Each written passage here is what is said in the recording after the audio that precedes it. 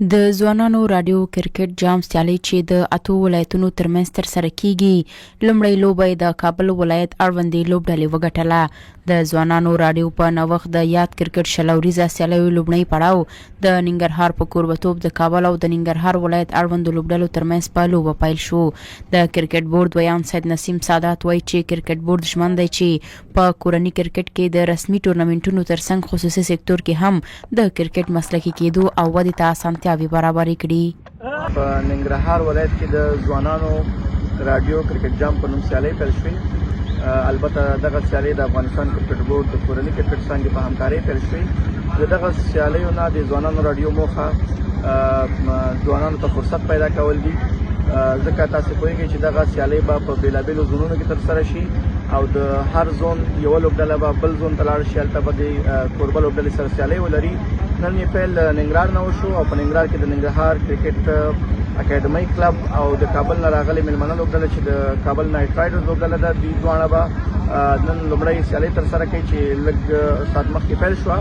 شخصا خپله د ننګرهار کرکټ ولایتي ادارې په ادرس باندې زه بیا هم ټولو د کرکټ مینوالو ته او دغسې ځوانانو ته د لوبو برابرونکو ته ډاډ ورکوم چې انشاءالله ننګرهار کرکټ ولایتي به همیشه د کرکټ د پرمختګ لپاره کار کوي او موږ به مطلب په دغه برخه کې لا نور پیاوړي کیږو او دغه ځوانانو ته به د کرکټ زمینه مساعدوو.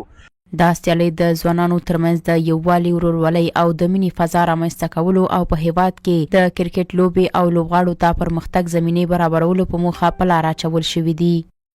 کرکټ په افغانستان کې ځانګړې مینوال لري او هغه لوبه ده چې په دې وروستیو کلونو کې واقعا د افغانستان نوم ډیر لوړ کړی دی. نو په همدې اساس موږ هم وغوښتل تر څو د دغه لوبې د پرمختګ او د ځوانانو د اتفاق او اتحاد لپاره دغه سیالۍ ترسره کړو. په ټوله کې دغه لوبې د افغانستان په 8 ولایتونو کې یعنې د 8 لوبډلو ترمنځ ترسره کیږي چې د زون په کچه باندې یعنې د زون په ډول باندې دغه سیالۍ تقسیم شوي دي.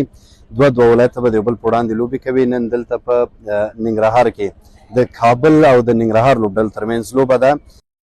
کابل لوبډلې د پچې په ګټلو سره لومړی د توپوهنې پریکړه وکړه. د لوبډلې د بلال خان زیاتو 48 او بارکزي ناصري 23 منډو پر مټ 138 منډې هدف وټاکه.